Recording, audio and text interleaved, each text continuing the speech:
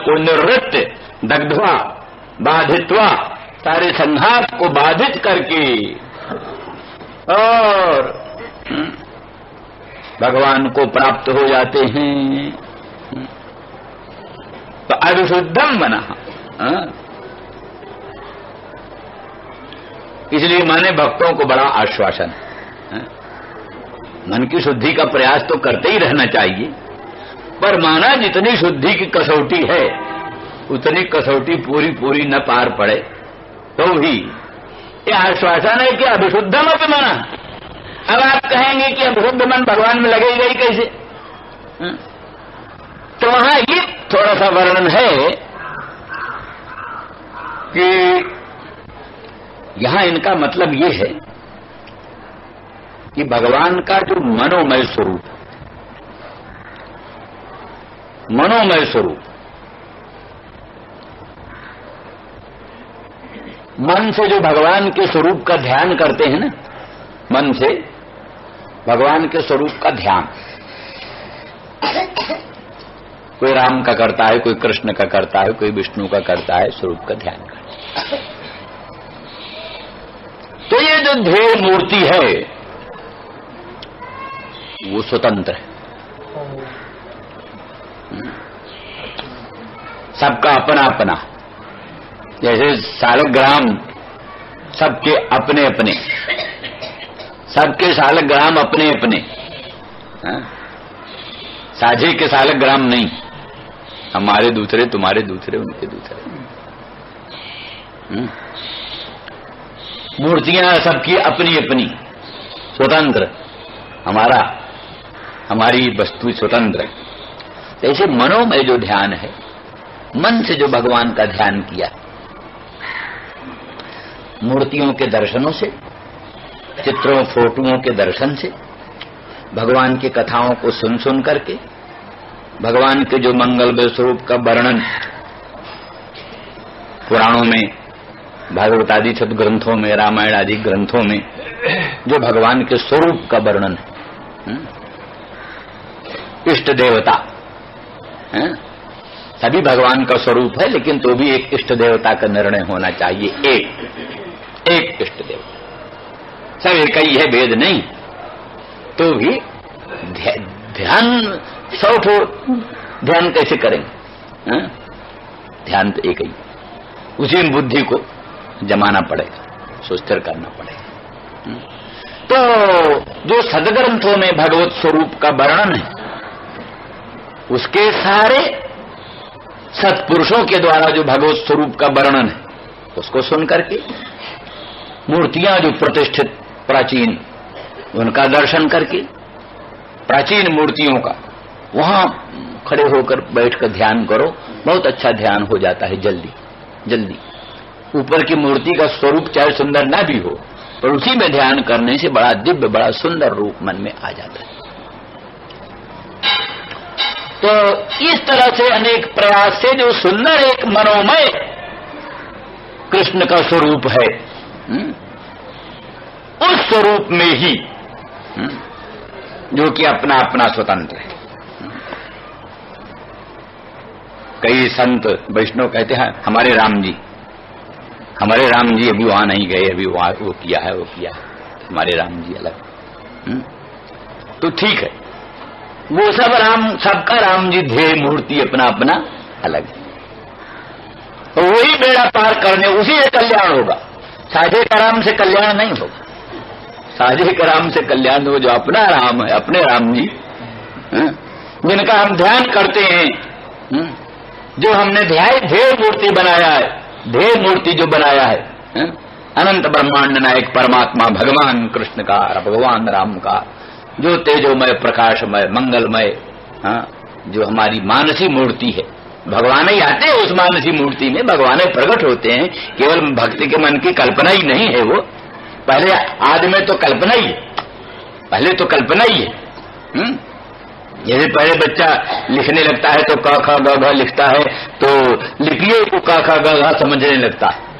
वो जो टेढ़ी मेढ़ी लिपि है, अंग्रेजी की, हिंदी की, उर्दू की लिपियों को क ख ग घ समझने लगता है, लेकिन बाद में समझते समझते जानता है लिपि तो उसका व्यंजक है, बोधक है, संकेत है, वस्तुतः क ख ग वर्ण है, वो वर्ण लिपियों से भिन्न है, इसलिए लिपियां नाना है, वर्ण एक है। लिपियां भिन्न भिन्न है, वर्ण एक है। इस तरह से बाद में समझ जाता है। इस तरह से पहले तो मनोमयी मूर्ति बनाता है, जैसे काष्ठमयी मूर्ति, धातुमयी मूर्ति, पाषाणमयी मूर्ति बनाता है, ऐसे वो पहले मनोमयी मूर्ति बनाता है। इन सब सहारों से मनोमयी मूर्ति बनाता है। मनोमयी मूर्ति का ध्यान करने लगता है तो ध्यान करते करते उसी मनोमयी मूर्ति में भगवान की वास्तविक अनंत ब्रह्मांड का अधिष्ठान भूत स्वप्रकाश ब्रह्म रूप मूर्ति उसी में प्रकट हुई। फिर वो साक्षात परब्रह्म रूप ही होता है, फिर उसमें कोई कमी नहीं रहती। इसलिए संपूर्ण अभ्युदय निश्रेय सब कुछ प्राप्त कराने में समर्थ होता है। इसीलिए शास्त्रों में वर्णन किया है, त्वं भावजोग परिभावित रथ सरोजे आस्ते श्रुते क्षित पथो ननुनाथ पुंसाम जज्जद्धिया तो उर्गाय विभावयंती तत्तद बपु प्रणय से सदनुग्रहाय। भागवत में तो कहते हे नाथ, आप भावजोग परिभावित रस सरोजे आज से। भाव योग जो भक्ति योग है, अनुराग योग है, अनुराग योग भक्त योग से जो परिभावित परिष्कृत हृदय, जिस भक्त का हृदय भाव योग से भक्त योग से परिष्कृत शुद्ध है, ऐसे भाव योग परिभावित हृत सरोज में आप आज से विराजमान होते। कहते श्रुतेक्षित पथो पूर्वं श्रुता पश्चात ईक्षिता प्रतीक्षिता पंथा जेन सा यस्य सा। पहले आपके अनंत दिव्य कल्याण गुण गणों का लोकोत्तर महिमा को सुना, पश्चात उसके आगमन की प्रतीक्षा किया। बस प्रतीक्षा करने से फिर आप भावयोग परिभावित सरोज में प्रकट हो जाते। कैसे प्रकट होते हैं? बोले जज्जद धिया तो उर्गाय विभावयंती।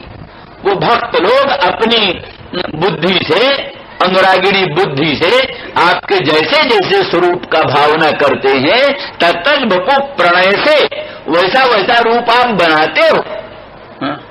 एतावता भक्त ने अपने हृदय में भगवान के जैसे रूप की भावना किया, भगवान उसके हृदय में अपना वैसा ही रूप प्रकट करते हैं। एतावता भगवान का जो मनोमय रूप है, वो मनोमय रूप ही उसी में क्षण भर के लिए अपने मन, अशुद्ध मन को भी उस स्वरूप में क्षण भर भी रख देने से प्राणी का मन शुद्ध हो जाता है और कर्माशय का निर्हरण हो जाता है। इसीलिए इसका उसमें भी वर्णन है, वो अघासुर के वध के अनंतर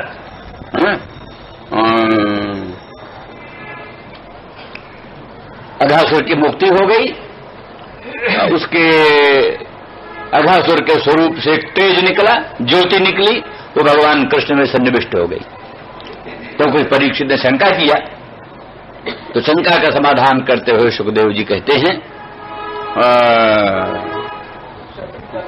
सकल जगंग प्रतिमांतराहिता मनोमयी भागवती ददौ गतिम सैव नित्यात्म सुखानुभूत्य भिभुदस्त मायोंतर्गतो ही किम पुनः।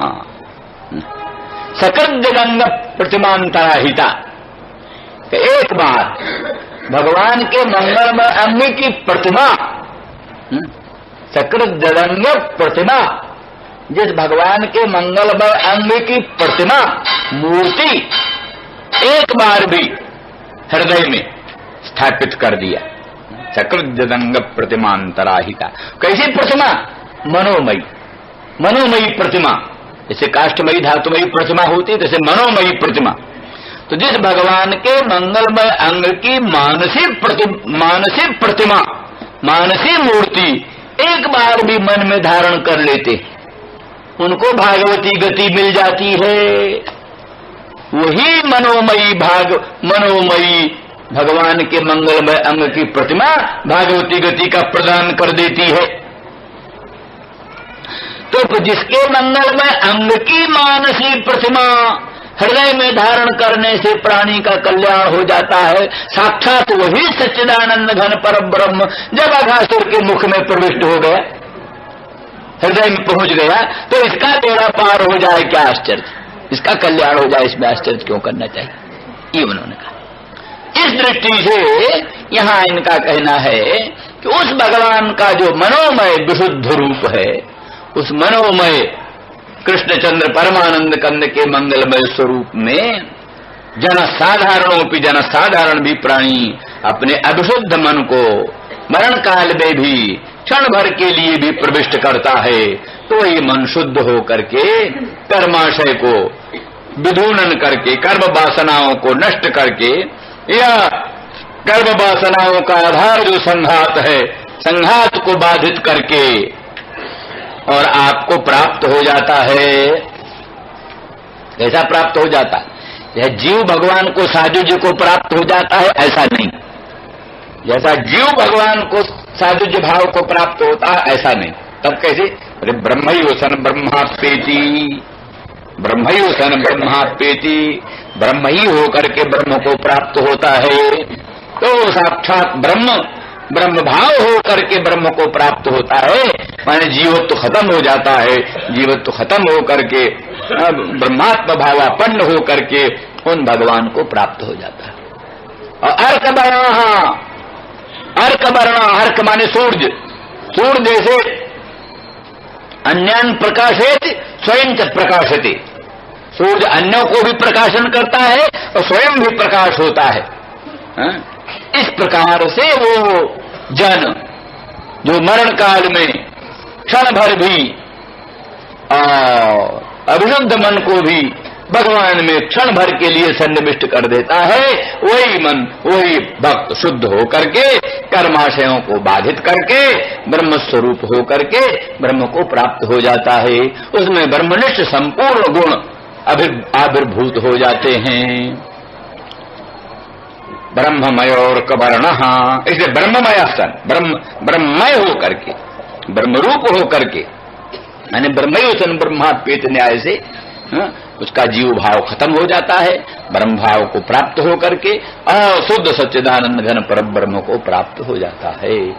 ये जिस कृष्ण के मानसिक स्वरूप का इतना महत्व है, इतना ध्यान की महिमा है, वही तुम्हारे लाडले लाल हो करके तुम्हारे प्रांगण में खेलते हैं, क्रीड़ा करते हैं। नंद बाबा, माँ यशोदा, तुम्हारा धन्य धन्य भाग्य है, तुम्हारे समान कोई भाग्यवान दुनिया में है नहीं। श्री राम जय जय राम।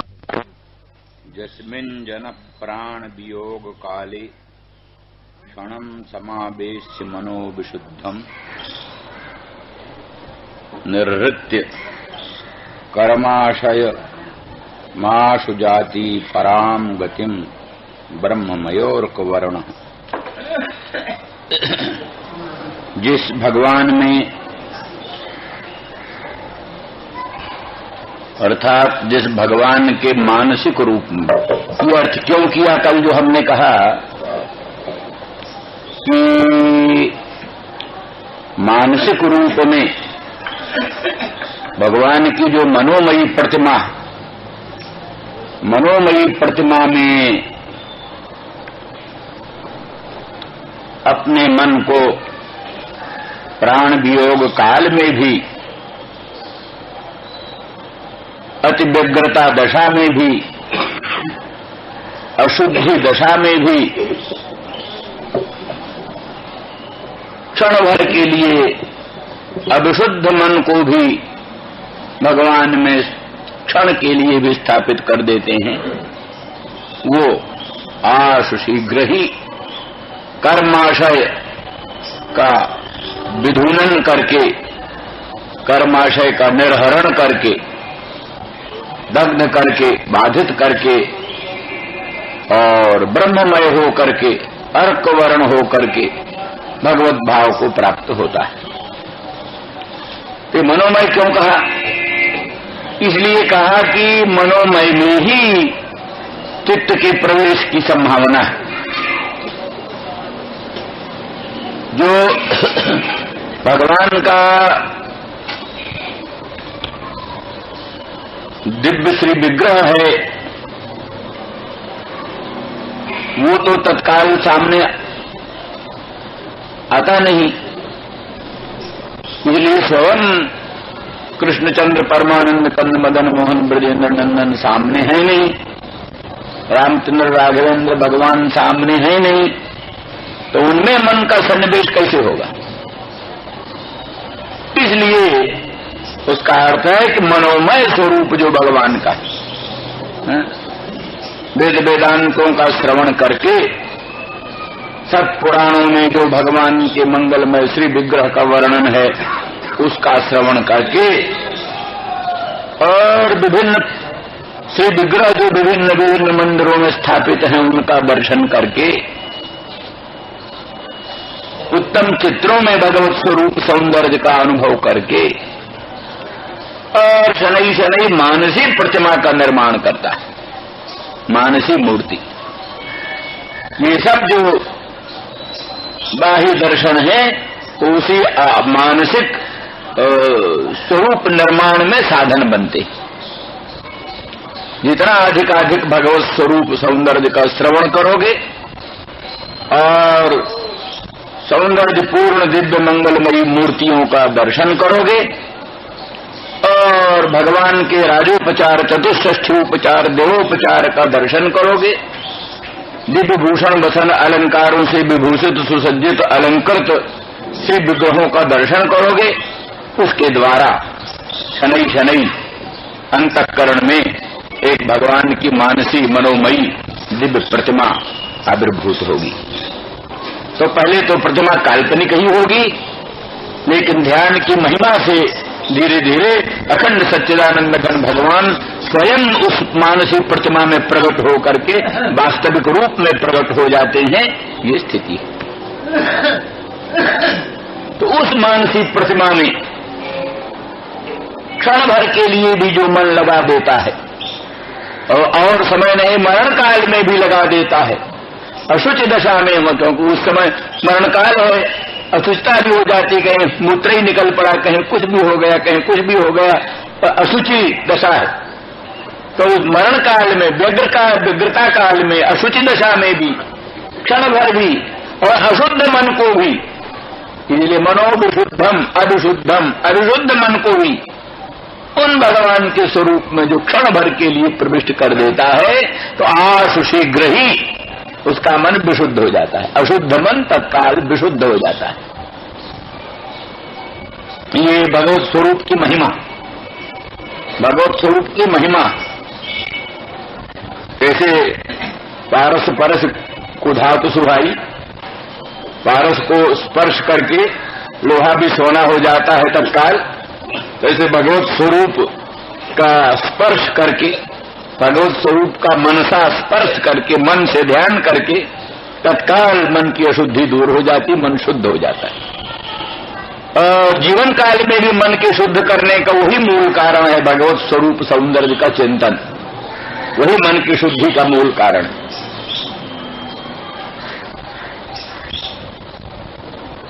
यथा यथात्मा परिमृज्यते सौ, यथा यथात्मा परिमृज्यते सौ मत्पूर्ण गाथा श्रवणाभिधानैः, तथा तथा पश्यति वस्तु सूक्ष्मं चक्षुर्यथैवान्यन संप्रयुक्तम्। ऐसे विशिष्ट अन्यन का प्रयोग करने से चक्षु निर्दोष होकर सूक्ष्म वस्तु को देखने में समर्थ हो जाता है। उसी तरह से भगवान की पुण्य गाथा, पुण्य चरित्र, उसका जो श्रवण है और उसका अभिधान है, भगवान की पूर्ण कथाओं का वर्णन और पूर्ण कथाओं का श्रवण, उसी से आत्मा परिमृज्यते सब। आत्मा माने अंतःकरण, तो वो परिमार्जित हो जाता है, शुद्ध हो जाता है, निर्मल हो जाता है। ये तो इस तरह से अंतःकरण के परिमार्जन का एक मात्र मूल मंत्र है भगवान की पूर्ण गाथाओं का श्रवण। भगवान उपलक्षण है नवधा भक्ति का आचरण करना। श्रवणम कीर्तनम विष्णु, स्मरणम पाद सेवनम, अर्चनम वंदनम दास्यम। उसी के द्वारा अंतःकरण पवित्र होता है, शुद्ध होता है।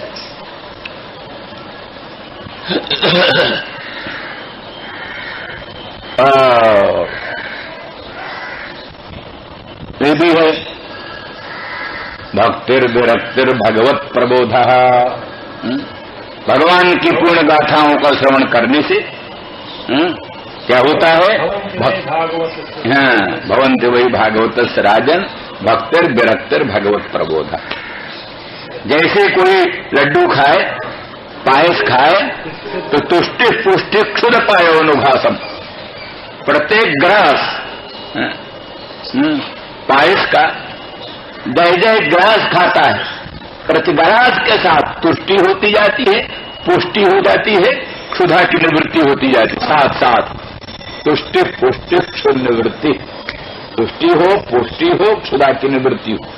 कैसे? भगवान की गाथाओं का, भगवान के चरित्रों का श्रवण करने से भगवान के मंगलमय चरणारविंद में भक्ति होती है, विषयों से विरक्ति होती है और भगवत स्वरूप का प्रबोध होता है, साक्षात्कार होता है।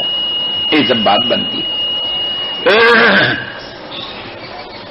इस दृष्टि से वो प्राणी आश शीघ्र ही कर्माशय को, कर्माशय माने वासना अथवा कर्माशय माने अंतःकरण, कर्माणि आशेरते यत्र, अथवा कर्माशय माने सारा संघात, कार्यकरण संघात, कार्यकरण संघात को बाधित करके, जैसे बांस के समूह में से वेणु समुदाय से, बांस के समुदाय से अग्नि पैदा होती है और बांस के समुदाय को जलाकर स्वयं प्रशांत हो जाती है। वैसे इसी कार्यकरण संघात से वो ज्ञान, तत्व ज्ञान आविर्भूत होता है और उसको सबको खत्म करके प्रशांत हो जाता है। इस तरह से कर्माशयम निर्वृत्य, कर्माशय का निर्हरण करके और भगवत भाव को प्राप्त हो जाता है।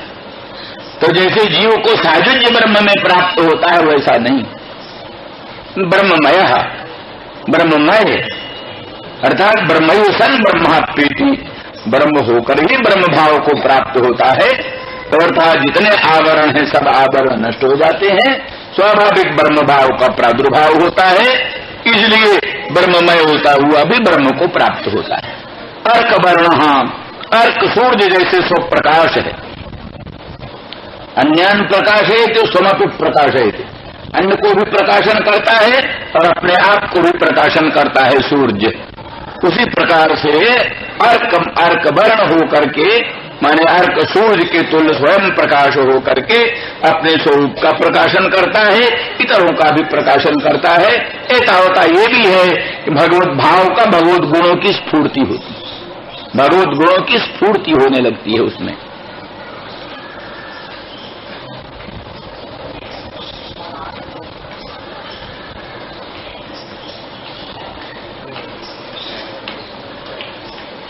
इसलिए तस्मिन् भवन्तावखिलात्महेतौ, तस्मिन् भवन्तावखिलात्महेतौ नारायणे कारणमर्त्यमूर्तौ भावं विदत्तां नितरां महात्मन् किंबावशिष्टं जुबयो सुकृत्यम्। उद्धव जी महाराज कहते हैं कि तस्मिन्, वही जो भगवान है जिनमें जन, साधारण व्यक्ति भी, कोई ऋषि की बात नहीं है, ब्राह्मण की बात नहीं है, जन सामान्य कोई भी जिस भगवान के बीच में क्षण भर भी मन लगाकर अभिशुद्ध मन को धारण करके कृतार्थ हो जाता है, मुक्त हो जाता है, वही भगवान साक्षात्कार, साक्षात वही भगवान। अखिलात्म हेतु, जो अखिल से आत्मा हेतुश्च, इसलिए अखिलात्म हेतु तस्मै, क्या है तस्मिन अखिलात्म हेतु, अखिल प्राणियों का जो आत्मा है, जो भगवान अखिल प्राणियों का आत्मा है और जो भगवान अखिल प्राणियों का हेतु है, सबका हेतु है, उसी सबका प्रादुर्भाव। जैसे महासमुद्र से अनंत अनंत तरंगों का प्रादुर्भाव, ऐसे अखंड सच्चिदानंद घन भगवान परब्रह्म श्री कृष्ण से ही अनंत अनंत प्राणियों का, अनंत अनंत जीवों का आविर्भाव। तद्यथा अग्निर्विस्फुलिंगा दुच्चरंती ऐसे अग्नि से विस्फुलिंग बहुत सी चिंगारियां निकलती हैं, ऐसे ही भगवान से सर्वे लोका सर्वे जीवा सर्वे भावा विचरंती, सभी लोक सभी जीव सभी भाव भगवान से वैसे ही प्रादुर्भूत होते हैं जैसे महान अग्नि से विस्फुलिंग प्रकट होते हैं। इस तरह से जीवों का भी प्रादुर्भाव भगवान से ही है। औपाधिक रूप जो जीवों का है, अंतःकरण विशिष्ट पंचकोश विशिष्ट जो जीव का रूप है वो जो है सो भगवान से उसका आविर्भाव होता है। वैसे तो अखंड सच्चिदानंद घन रूप से भगवान का स्वरूप ही। तो इस प्रकार से तस्मिन अखिलात्म भूतौ, अखिल प्राणियों का जो आत्मा भगवान अखिलांतरात्मा, गोस्वामी तुलसीदास जी कहते हैं सत्यम वदामि च भगवान अखिलांतरात्मा नान्या स्पृहा रघुपते हृदय मदीये। हे रघुपते, हमारे हृदय में कोई भी अन्य स्पृहा नहीं। ये बनावटी बात नहीं है, क्योंकि भगवान अखिल अंतरात्मा, आप अखिल प्राणियों के अंतरात्मा हो, घट घट की बात जानते हो, इसलिए हमारे हृदय की बात भी जानते हो। नान्या स्पृहा रघुपते हृदय मदीये, सत्यम वदामि, सत्य बोलता हूँ। और भगवान अखिल अंतरात्मा, आप अखिल प्राणियों के अंतरात्मा है। तो क्या चाहिए? भक्तिम प्रेत रघुपुंगव निर्भराम में, हे रघुपुंगव निर्भरा भक्ति का प्रदान करो और कामादि दोष रहितम कुर्मान सज्जो, मेरे मन को कामादि दोष से रहित करो। कोई कह सकता है कामादि दोष है तो अन्य स्पृहा है, अन्य स्पृहा ही तो कामादि दोष है। कामादि क्या? भगवत भिन्न वस्तुओं की स्पृहा ही काम है। तो जब कामादि दोष रहितम कुर्मान संच कह रहे हो, मेरे मानस को कामादि दोष रहित करो, तो कामादि दोष है तब न कामादि दोष रहितम को। तो कामादि दोष रहितम कुर्मान संच प्रार्थना ही कहती है कि कामादि है। कामादि है तो किसी विषय की कामना है, तो फिर नान्य स्पृहा कैसे कहते हो? शंका ही जो तारी, तो ये शंका हो सकती, लेकिन उसका अर्थ ये है वास्तव में कि यो तो उपद्रव रूप से कोई कामना हो, हृदय से कामना नहीं। एक तो ये बात है कि जबरदस्ती हमारे कामना पैदा हो जाती है। कई चीजों को हम चाहते हैं कि हमारा मन इधर उधर न जाए, और कोई उपद्रव सामने आ जाता है, उसमें मन चला जाता है। तो फिर हमारी आंतरिक इच्छा तो नहीं, आंतरिक इच्छा तो हम उन सब वस्तुओं से बचना चाहते हैं। तो आंतरिक इच्छा हम उन वस्तुओं से बचना चाहते हैं, तो भी उपद्रव रूप में कोई वस्तु आ जाती है, तो फिर वो क्या है, मम हृदय भवन प्रभु तोरा तहाँ बसे आई बहु चोरा। हे प्रभु, हमारा हृदय हो तो आपका भवन है, पर वहां बसे आए बहु चोरा। नहीं, वो वहां बहुत चोर आ गए, काम क्रोध लोभादि, और नहीं माने विनय निहोरा। मैं उनसे विनती भी करता हूँ, निहोरा भी करता हूँ, कुछ सुनते नहीं। तो कहते चिंता है हमोहि अपारा, अपजस नहीं हो तुम्हारा। हमको तो इस बात की चिंता है कि कहीं तुम्हारा अपजस न हो, मैंने तुम्हारे घर में चोर घुसा मैं, किसी साधारण के घर में चोर घुसा दूसरी बात है, साक्षात अनंत ब्रह्मांड नायक परमात्मा राघवेंद्र रामचंद्र का जो भवन है भक्त का हृदय, और उसमें चोर घुस जाए कामादि, तो ये आपका अपजस है। हम तो क्या है, बहुत दिन से दुख भोगते हैं, थोड़ा और दुख भोग लेंगे, इसलिए मुझे अपनी तो चिंता कुछ नहीं, तो मुझको चिंता ये है कि आपका अपयश न हो गए, इत्यादि इत्यादि। तो इसलिए माने आभास रूप में कुछ प्रतीत होने पर भी वास्तव में हमारे मन में उनकी स्पृहा नहीं है, ये कहने का उनका अभिप्राय। इसीलिए तो कहते हैं, नहीं तो जिसको पदार्थ की कामना होती है वो कामना के नाश की थोड़ा तो प्रार्थना करता है, उसको कहता महाराज जिसे मैं चाहता हूं उसको दे दो। तो जिसे चाहता हूं उसको दे दो नहीं कह रहे हैं। कामादि दोष रहित हमको, वो कामादि दोष है, वो कामादि दोष रहित हमारे मन को बनाओ, अर्थात कामना ही नष्ट करो, पदार्थ मत दो, कामना ही नष्ट करो। जैसे कि क्या हुआ, प्रहलाद से भगवान ने कहा मांगो, तो उन्होंने कहा नहीं मांगे क्या, आप तो हमारा आपका कोई संबंध जो है, कोई क्या व्यापारी संबंध तोड़ना है, कुछ नहीं, आप हमारे आप तो काम पूर्ण काम आत्मा राम परम निष्काम स्वामी है, हम भी आपके निरपेक्ष निष्काम भक्त, कामनाओं में कुछ नहीं। बोले नहीं, फिर भी हमारा अमोघ दर्शन है, कुछ मांगना ही चाहिए। बोले फिर अच्छा, यदि राशि से मैं कामान बरांस तुम बरदर्शभ कामानाम हृदय संग्रोह में तुम्हें वो बरम वृणे। अगर कोई देना ही है तो फिर ये दो कि मेरे हृदय में कभी कामनाओं की कोई अंकुर न पैदा हो, बस ये दो, ये दे दो, मन में कभी कामनाओं के अंकुर न पैदा हो। तो इस प्रकार के जो भावना वाले होते हैं उनके मन में वास्तविक किसी पदार्थ की स्पृहा नहीं होती। इस अभिप्राय से गोस्वामी जी ने कहा है। तो तस्मिन् भवन्तावखिलात्महेतौ, वो अखिल प्राणियों का जो अंतरात्मा और अखिल प्राणियों के हेतु, ऐसे जो भगवान नारायण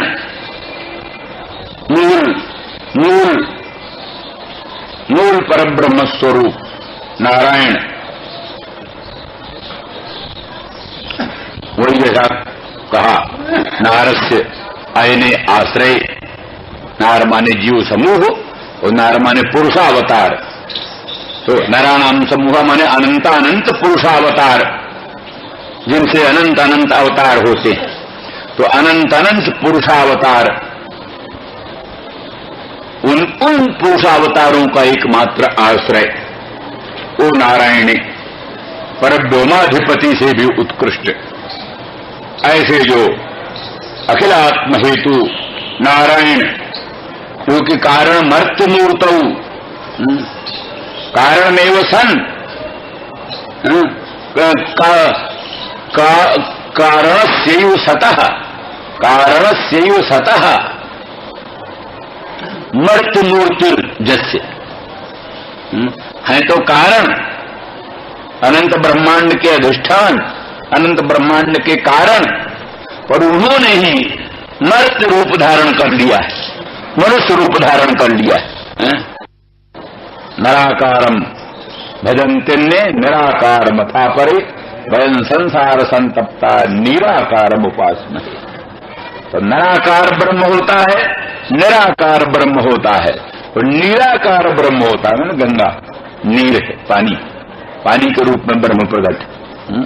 तो निराकार ब्रह्म गंगा जल, निराकार ब्रह्म वेदांत वेद्य अखंड सच्चिदानंद गण ब्रह्म, निराकार ब्रह्म रामचंद्र कृष्णचंद्र, निराकार ब्रह्म। तो निराकार जो परब्रह्म है, निराकृत परब्रह्म, उसमें नारायणी कारणमर्त्य मूर्तौ भावम विधत्ता, उसमें भी तुम भाव अनुराग करते। मर्त्य मूर्ति नारायण में, निराकार परब्रह्म में जो तुम अपना मन लगाते हो, तुम धन्य धन्य हो। यहां इस सब कहने का मतलब ये है, टीकाकारों ने, वैष्णवों ने इनका सबका अभिप्राय ये बतलाया है कि मर्त्य मूर्ति परब्रह्म की ज्यादा महिमा है। बजाय चतुर्भुज मूर्ति, शंख चक्र गदा पद्म धारण किए हुए ऐश्वर्य पूर्ण जो भगवान की मंगलमयी मूर्ति है, श्रीमन नारायण की मूर्ति, शेषशाही भगवान की मूर्ति, या और जो जिनमें ऐश्वर्य की अभिव्यंजना होती, अनंत ब्रह्मांड नायकता, सर्वेश्वरता, सर्वशक्तिमत्ता, अनंत कल्याण गुणगणाश्रयता जिसमें भासमान होती है, उस मूर्ति की अपेक्षा ये मूर्ति, मर्त्य मूर्ति जो है, माने क्या है ना, द्विभुज ब्रह्म, दो भुजा वाले ब्रह्म। मथुरा में भगवान कभी 4 भुज रूप में प्रकट होते थे, चतुर्भुज रूप में। द्वारका में तो चतुर्भुज रहते ही थे ज्यादा, मथुरा में भी चतुर्भुज रहते थे। क्योंकि वहां पर कोई आश्चर्य नहीं होता था। वसुदेव जी को चतुर्भुज मूर्ति का ही दर्शन हुआ था जन्म काल में ही। लेकिन नन्द के गोकुल में भगवान सर्वथा जो द्विभुज मूर्ति रहे, दो ही भुज मूर्ति, नंदन द्विभुज मूर्ति, 2 भुजा की मूर्ति। मुरली बावन परायण, गोवर्धनोद्धरण परायण, रासलीला परायण, ये भगवान का माधुर्यपूर्ण रूप। तो इस माधुर्यपूर्ण रूप में जो तुम लोग प्रेम करते हो, तुम दोनों नंद यशोदा, तुम बड़े भाग्यशाली। वसुदेव देवकी का भी ये भाग्य नहीं है जो भाग्य तुम्हारा। इसलिए वो अनन्यता, वो गाढ़ अनुराग, गाढ़ा अनुराग, जो गाढ़ा अनुराग नंद यशोदा का है, वो गाढ़ अनुराग वसुदेव देवकी का नहीं। प्रेम वसुदेव देवकी का भी है, पर वो जानते हैं ये तो नारायण है, परात्पर पर ब्रह्म, और ये पुत्र रूप में हमारे घर में प्रकट हुए हैं, ये तो आराध्य देव है। प्यार करने की हिम्मत नहीं पड़ती। चतुर्भुज भगवान, शंख चक्र गदा पद्मधारी भगवान वासुदेव श्री कृष्ण को आलिंगन करने का हिम्मत नहीं पड़ती, लालन करने का, प्यार करने की हिम्मत ही नहीं पड़ती। भगवान था, भगवान है भैया, दूर रहो जरा। किंतु नंद बाबा के लाडले लाल, यशोदा रानी के तो कुंवर कन्हैया, उनमें उनको कोई संकोच नहीं होता। प्यार करने में संकोच नहीं, आलिंगन करने में संकोच नहीं, चुम्बन करने में संकोच नहीं। वो तो सीधा मानते हमारा लाडीला लाल है। ईश्वर ईश्वर कोई होगा, कहीं होगा हमारे तो ये जो प्रेम है, ये रागानुग प्रेम, रागानुगा प्रीति, रागानुगा प्रीति। तो रागानुगा प्रीति की महिमा बहुत ऊंची। वैधि प्रीति, मर्यादामयी प्रीति की अपेक्षा ये रागानुगा प्रीति, पुष्टि प्रीति, पुष्टि मार्गीय प्रीति बड़ी उत्कृष्ट कोटि की प्रीति।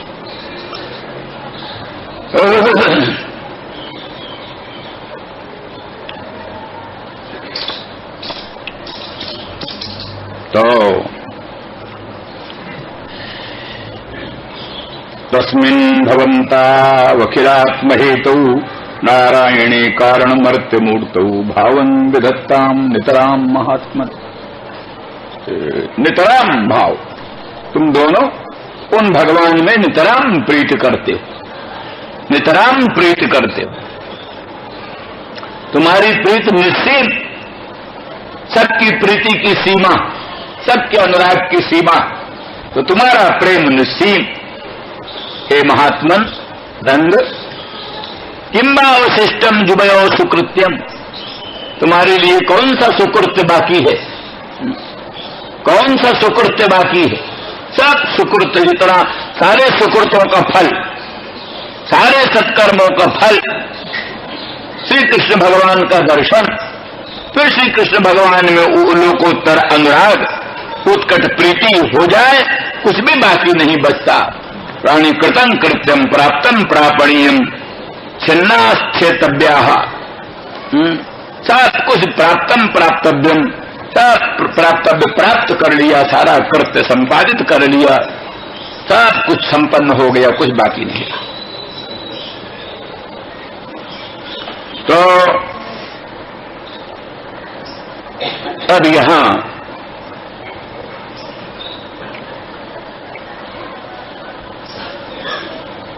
उद्धव जी सोचते क्या करें, इनसे क्या बात करें। उद्धव जी सोचते हैं, बृहस्पति जी के शिष्य, श्री कृष्ण जी के परम अंतरंग सखा नोद्धवनोपिमन्युना, भगवान से अणुभर भी कम नहीं, भगवान स्वयं कहते हैं। वो उद्धव सोच रहे हैं इनसे क्या बात करें। कहते बाबा तुम धन्य धन्य हो, उन अखिलात्म हेतु मर्त्यमूर्ति नारायण में, नराकृत परब्रह्म में इतना लोकोत्तर अनुराग कर रहे हो, तुम धन्य धन्य हो। आनंद बाबा कहते हैं उद्धव वत्स, तुम बड़ी भूल कर रहे हो। मैं धन्य धन्य कैसा? श्री कृष्ण जैसा गुणार्णव पुत्र, जो गुणों का अर्णव, गुणार्णव, वो पुत्र इस घर से कहीं बाहर चला गया, हम जीवित हैं, धन्य धन्य क्या। इसलिए तादृक गुणार्णव, लोकोत्तर प्रतिभा संपन्न, लोकोत्तर शक्ति संपन्न, अनंत माधुर्य परिपूर्ण ऐसा योग्य पुत्र, और वो हमसे अलग हो गया, उससे वियुक्त होकर हम जीवित हैं। आप क्या कहते हो, हम धन्य धन्य कैसे।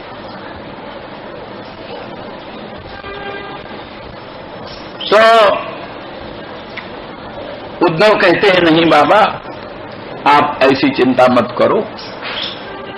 आगमिष्यत् दीर्घेण कालेन ब्रजमच्युतः, आगमिष्यत् दीर्घेण कालेन ब्रजमच्युतः। अच्युत भगवान बहुत जल्दी आएंगे, वो तुमको छोड़कर गए नहीं। जैसे उनमें तुम्हारी ममता है, वैसे उनकी भी तुम्ही में ममता है। वो तुमको ही माता पिता मानते हैं, उनके माता पिता तुम ही हो।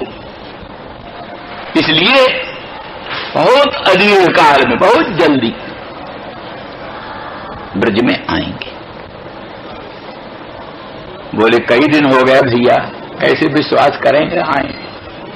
बोले अच्युतः, अच्युत जो सत्य वचन उन्होंने कहा है उससे कभी च्युत नहीं होंगे। उन्होंने कहा है शीघ्र ही हम आएंगे। कंस को मार करके आपके पास आए थे और उन्होंने कहा कि आप ब्रज में चलो, हम थोड़ा ज्ञातियों का कुछ काम करके शीघ्र में आऊंगा, ये कहा। तो उधर भी आप लोगों ने सुनाई है, उपनंद सन्नंद आदि कहते हैं दुस्त्यजश्चानुरागोऽस्मिन्, दुस्त्यजश्चानुरागोऽस्मिन्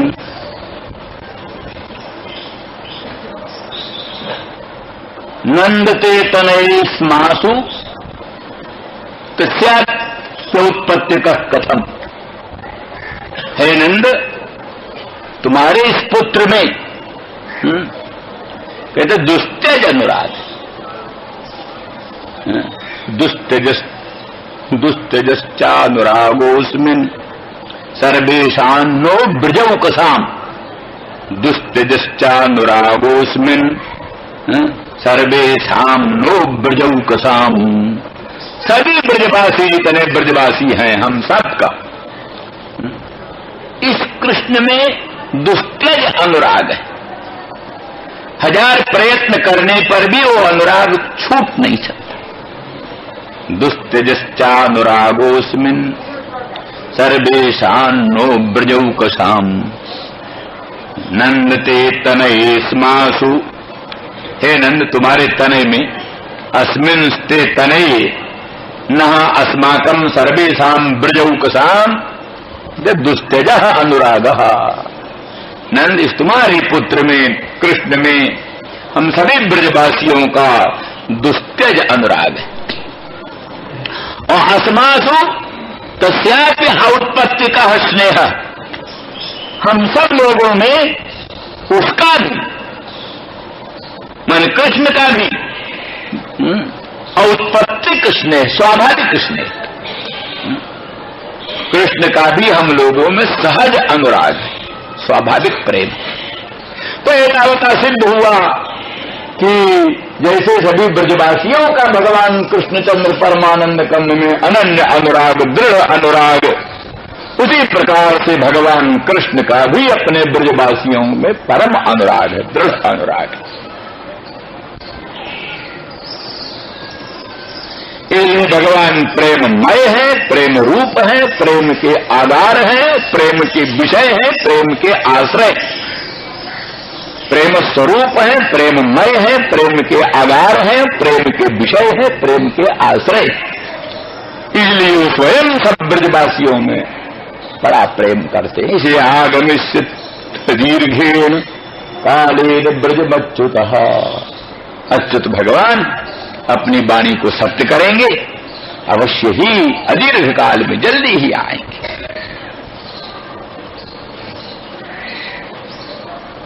प्रियम विधास्यते पित्रोः, नंद बाबा यशोदा जो कृष्ण के माता पिता उनका खूब प्यार करेंगे, यहीं रहेंगे, तुम्हारी सेवा करेंगे।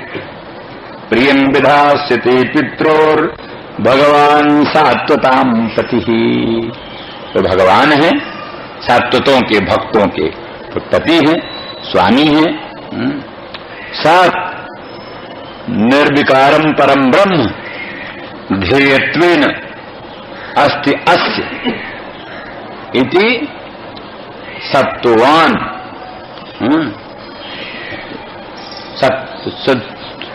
सत्वंतः सत्वंतः सत्वत सत्वाले सत्वाले सत माने परब्रह्म, वो है ध्येयत्वेन। ध्येयत्वेन सर्वस्व जिसका वो सत्वत हुआ, सत्वन हुआ।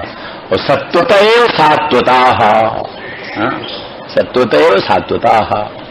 तो ऐसे जो सात्वत है उन सात्वतों सात्वता नाम, सात्वताम भी कहीं कहीं जो है सो हलंत भी है और कहीं सात्वता नाम भी, हाँ, और कहीं सात्वताम। तो ऐसे सात्वतों के परम पति हैं और भक्त वत्सल हैं और भक्त रक्षक हैं, और वो कभी भी अपनी वाणी को मिथ्या नहीं करेंगे, अवश्य शीघ्र ही ब्रज में आएंगे।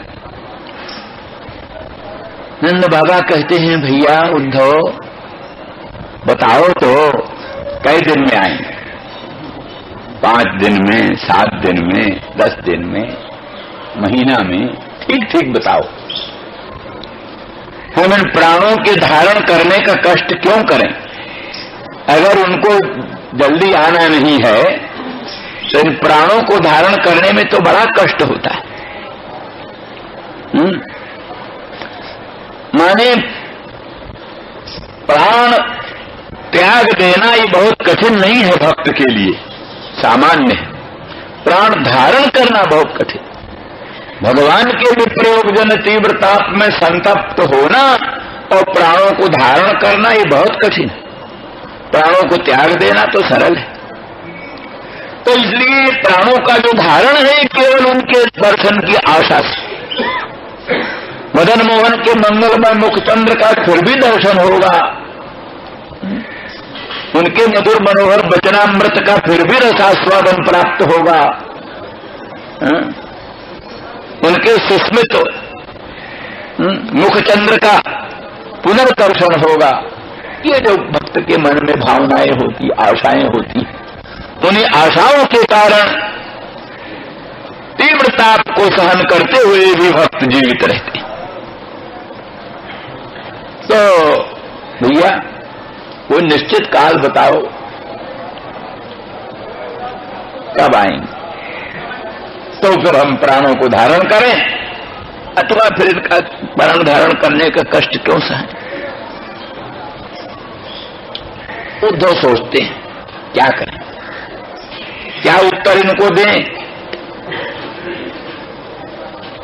उद्धव सोचते हैं अगर कोई प्राकृत पुत्र वियुक्त प्राणी होता, प्राकृत पुत्र वियुक्त प्राणी होता तो उससे कहते, अरे भाई तुम मोह समुद्र में क्यों पड़े हो, मोह समुद्र में क्यों पड़े हो? ये पिता पुत्र भ्राता आदि सब माया है, इस माया जाल से, मोह जाल से मन को निकालो, साक्षात सच्चिदानंद घन परम ब्रह्म प्रभु में मन को लगाओ। साधारण व्यक्ति होता, कोई पुत्र भी होगा संतप्त तो उसको ये कहकर उपदेश दे देते, पर इनकी तो पुत्रमयी प्रीति उसी सच्चिदानंद घन परम ब्रह्म में है जिसका हम उपदेश करते किसी को। माया मोह जाल से मुक्त हो, संसार का पिता पुत्र कुछ नहीं, सर्वांतरात्मा सर्वशक्तिमान भगवान में मन लगाओ, ये जिसको उपदेश करेंगे तो वही तो इनका पुत्र है, वही अनंत ब्रह्मांड नायक परमात्मा सच्चिदानंद गण पर ब्रह्म इनका पुत्रीभूत है, उन्हीं में इनका सुदृढ़ स्नेह है, इसलिए इनको क्या बतला को उपदेश करे।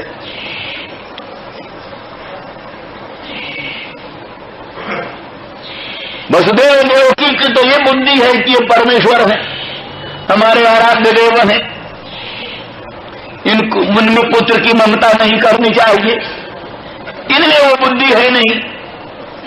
ये तो शुद्ध रूप से कृष्ण में ही अनन्य प्रेम निरंतर करना चाहते हैं। इनकी तो वो बुद्धि है कि साधारण भी पुत्र किसी का प्रांगण में खेलने वाला पुत्र, उसको न देख करके साधारण माता पिता का हृदय विदीर्ण हो जाता है। एक ही पुत्र हो, बड़ा गुणवान हो,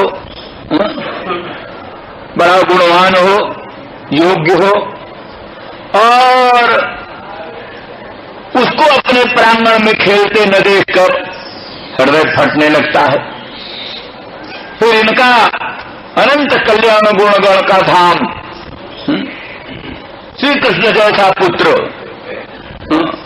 और वो उनको अपने प्रांगण में खेलते हुए न देखकर इनका हृदय की क्या दशा होती है वो यही जानते।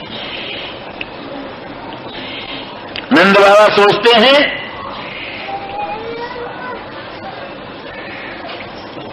कि देखो हम कितने हतभाग्य हैं, हमारा कितना दौर्भाग्य है। हमारा पुत्र कृष्ण, हमारा कृष्ण पुत्र सत्यवादी, सत्यनिष्ठ है, झूठ कभी नहीं बोलता। उन्होंने कहा पिताजी आप चलो, मैं शीघ्र ही आऊंगा, और वो जरूर आते, परम सत्यवादी और परम पितृभक्त, वो अवश्य आते, तो मेरा दौर्भाग्य ही प्रतिबंधक है उनके आने। मेरा जो दुर्भाग्य है वही प्रतिबंधक है। हा? भगवान में दोष नहीं चिंतन करते, अपने ही में दोष चिंतन करते। भक्त का यही लक्षण होता है, भगवान में दोष नहीं चिंतन, अपना ही दोष की चिंतन, अपने ही दोष का अनुसंधान करते।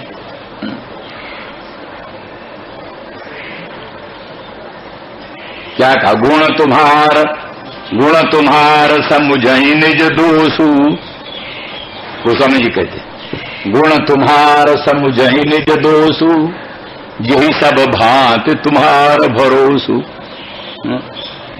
ऐसे लोगों के हृदय में आप निवास करो जो सदा सर्वदा आपका गुण ही देखते और दोष सब अपना देखते हैं। गुण तुम्हार समुझई निज दोषु, यही सब भांति तुम्हार भरोसु।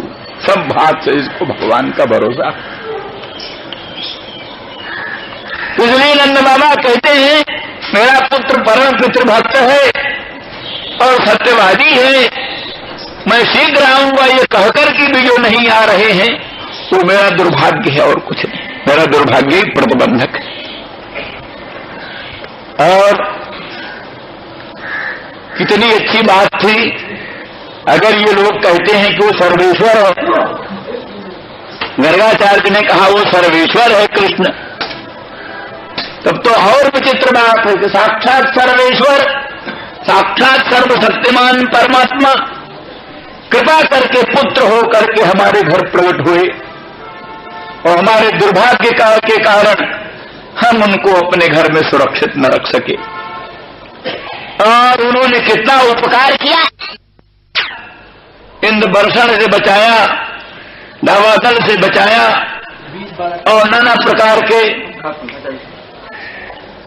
प्रकार के विपत्तियों से हम सबों को बचाया और हम उनकी कुछ न कर सके।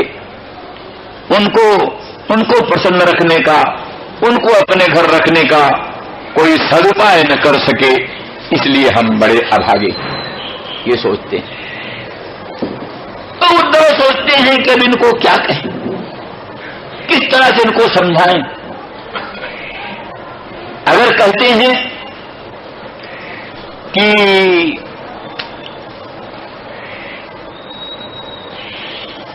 कृष्ण 5, 7, 10 दिन में आएंगे,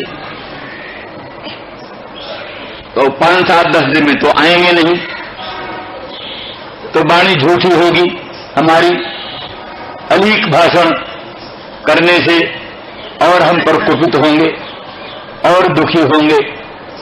इसलिए भी कहना ठीक नहीं कि 5 दिन में 10 दिन में आएंगे। जब कहें कि 10-20 बरस में आएंगे तो उतना विप्रयोग जन तीव्रता को सहन करने को प्रस्तुत नहीं होंगे, शीघ्र शीघ्र प्राण त्याग कर देंगे। कहें क्या इनसे, समझाएं क्या? अगर ये करें कल जाएं और श्याम सुंदर कृष्ण को लाएं, यही करें, कल ही ला के मिला दें, अगर ऐसा करें तो कंस की पत्नी द्वय ने, कंस की दोनों पत्नियों ने जरासंध से साजबाज करके और यदुवंशियों के प्रति कुपित करके हमला कराने वाली, जरासंध का हमला होने ही वाला। तो जरासंध का हमला होगा तो सारे यदुवंशी मारे जाएंगे, वसुदेव देवकी का भी जीवन खतरे में पड़ेगा, इसलिए वो भी करना कठिन है। यदि कहें कि उस समय फिर कृष्ण को वहां ले जाएंगे तो फिर ये कृष्ण के भी प्रयोग जन ताप से फिर ये तप्त होकर मर जाएंगे। बड़े मुश्किल से तो श्री कृष्ण मिले और श्री कृष्ण के फिर वियोग से इनका धैर्य का बांध टूट जाएगा, फिर मर जाएंगे। इसलिए करें क्या, क्या सोचें, क्या इनके लिए उपदेश करें, ये उद्धव जी सोच रहे। तो अंत में उद्धव ने सोचा अब एक ही बात है, निराकार निर्विकार निर्गुण ब्रह्म का उपदेश कर। नंद बाबा, तुम जो भगवान की का ध्यानवान कर रहे हो, वास्तव में वो भगवान निराकार है, निर्विकार है, निर्गुण है, न उनका कोई माता है, न उनका कोई पिता है, न उनको कोई भ्राता है, न उनका कोई देह है, न उनका कोई जन्म है, न उनका कोई देह है, न गेह है, और वो सर्वातीत निराकार निर्विकार निर्गुण निरंजन निर्गुण है। तो इस बात को सुन करके प्रेम जो है कुछ संकुचित होगा, कम होगा। स्वाभाविक बात है, माधुर्य के प्रवाह में अगर ऐश्वर्य का प्रवाह आ जाता है तो वो प्रेम संकुचित हो जाता है। इसीलिए माना है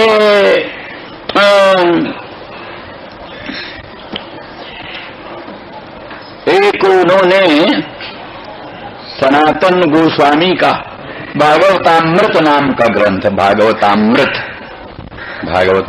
ग्रंथ, तो उन्होंने एक गोप की कथा बनाई है। एक गोप, तो वो गोप जो है, गोप कुमार, वो किसकी उपासना करें ये समझने के लिए भिन्न भिन्न भक्तों से मिलता है। तो वैकुंठनाथ भगवान के भक्तों से मिलता है, वैकुंठनाथ भगवान का दर्शन करता है, और वैकुंठनाथ के जो भक्त हैं उनसे मिलता है और कहता है तुम तो बड़े बड़े धन्य धन्य हो, क्या कहना है, तुम भगवान वैकुंठनाथ के सन्निधान में रहते हो, पार्श्व में रहते हो, तुम्हारा जैसा सुकृति कोई है नहीं, जन्म जन्मांतरों का कल्प कल्पांतरों का पुण्य पुंज तुम्हारा एकत्रित हुआ है, तुम वैकुंठनाथ भगवान के सन्निधान में आए। तो वैकुंठनाथ के परिकर, वैकुंठनाथ के भक्त, लक्ष्मी ये सब कहती हैं, अरे गोप कुमार तुम क्या कहते हो, हम तो सदा सर्वदा डरते रहते हैं, भगवान सर्वेश्वर हैं, भगवान सर्वशक्तिमान हैं, भगवान परमात्मा हैं, कहीं कोई अपराध न बन जाए, कहीं कोई गड़बड़ी न हो जाए, कहीं कहीं, हाँ हम तो जरा सा भी एकदम वो स्वाभाविक प्रेम निर्भयता तो कुछ नहीं होती, और उनसे डरते रहते हैं, और ऐश्वर्य का प्रभाव है कि वो सब उसमें प्रेम संकुचित। इसी तरह से फिर वो सब जगह सब देव सबके पास जाता है, द्वारकानाथ के पास जाता है, रामचंद्र राघवेंद्र के पास जाता है, भिन्न भिन्न भक्तों के पास जाता है, उनकी सबकी बड़ी महिमा जानता है, बड़ा लोकोत्तर गुण गण, लोकोत्तर चरित्र, लोकोत्तर महत्व देखता है। लेकिन उनसे पूछता है तो उनको ही वो सब यही उत्तर देते हैं, इनका तो जो अनंत प्रभाव है। जैसे कोई समझ लीजिए कि कोई नया आदमी को जो है सो राष्ट्रपति से मिलना, भला राष्ट्रपति तो आजकल देसी हो गया, कुछ ठिकाना नहीं, मने पुराने जमाने का वायसराय, पुराने जमाने का वायसराय, उसके पास कोई जाता था। अरे एक बड़े अच्छे तालुकेदार थे, उनको देखा ही क्या ना, कलेक्टर उनके यहाँ आए थे, कलेक्टर, तो कलेक्टर के स्वागत का एक अभिनंदन पत्र पढ़ रहे थे। वो एक पंडित जी थे, उन्होंने श्लोक बनाया था, वो जो है तालुकदार साहब पढ़ रहे थे, तो खड़े खड़े उनका हाथ कांपे, पांव कांपे, और वो अभिनंदन पत्र भी कांपे, सब कांपे। माने ऐश्वर्य का प्रभाव बने, जो कलेक्टर साहब के सामने सीधी सीधी बात नहीं निकलती है? बहुत से लोग जो है सो अदालतों में जाते हैं, वाणी नहीं निकलती गवाही देने में या और कोई बातचीत करने में। तो ऐश्वर्य का प्रभाव बड़ा विचित्र होता है। तो जहाँ छोटी छोटी की बात, कहाँ जो अनंत कोटि ब्रह्मांडाधिपति है, अनंत अनंत ब्रह्म रुद्र इंद्रादि देवाधिदेव जिनके सामने हाथ जोड़े खड़े हैं, अनंत ब्रह्मांड की उत्पादनी अनंत अनंत शक्तियां जिनके सामने स्तुति करती हुई हैं, तो ऐसी परिस्थिति में उन भगवान को देख करके आपको डर लगता है। डर लगता है तो जहां डर है वहां स्वाभाविक प्रेम का, स्वाभाविक प्रेम कहा, जहां डर है, जहां संकोच है, वहां स्वाभाविक प्रेम कहा। तो ये सब देखते देखते, तो ये सब इनका प्रेम जो है वो उस कोटि का। तो इनके सामने जब वो बात आएगी, उनका कोई देह नहीं, उनका कोई गेह नहीं, उनका कोई जन्म नहीं, उनका कोई माता नहीं, उनका कोई पिता नहीं, वो कांगनाओं ने तो इन बातों के मखौल उड़ाई, मखौल उड़ाई। बोले कहते हो कि उनका देह नहीं, निरंजन है, अंजन तो हमने लगाया उनकी आंखों में, इनकी आंखों में हमने अंजन लगाया, उनको तुम निरंजन कहते हो? कैसे निरंजन? कहते जन्म नहीं हुआ, हमने देखा जन्म उनका प्रत्यक्ष, हमने उनको अपने गोद में खिलाया, हमने उनको जो धूली धूसरित होते देखा। तुम सब ये सब कैसे बात कर रहे हो? क्या कहाँ की बात कर रहे हो? तुम कौन हो? ऐसा तमाशा बना लिया उद्धव बेचारे। तो ये सब बात इस तरह से उद्धव जी ने ही सोचा कि ऐसा कुछ कहें, तो ऐसा निर्गुण निराकार निर्विकार की बात करने से इनके मन में थोड़ा सा हो जाएगा तो जीवन हो जाएगा। अगर ये न हो सका, क्योंकि बात यही है जैसे खूब संतप्त घृत में, कड़ाह में खूब जल रहा हुआ घृत जल रहा हो, उसके ताप दूर करने के लिए अगर थोड़ा सा पानी का छींटा डाल दो, कड़ाह के खौलते हुए तेल में या खौलते हुए घी में, अगर शांति के लिए, ताप निवृत्ति के लिए थोड़ा सा पानी का छींटा डालो तो वह और प्रज्वलित होकर अग्नि बन जाता है। पानी के छींटे डालने से ही वो कड़ाह का तेल एकदम प्रज्वलित अग्नि का रूप धारण कर लेता है। इस तरह से अगर हमारे ब्रह्म का उपदेश से इनके प्रेम में कुछ संकोच हुआ तो हुआ, नहीं तो उल्टा ही जैसे संतप्त कटागत तैल में जल निक्षेप करने से विचित्र अग्नि का प्रादुर्भाव होता है, ऐसे उत्कट प्रेम का प्रादुर्भाव होगा, इनका लोकोत्तर प्रेम उदित होगा।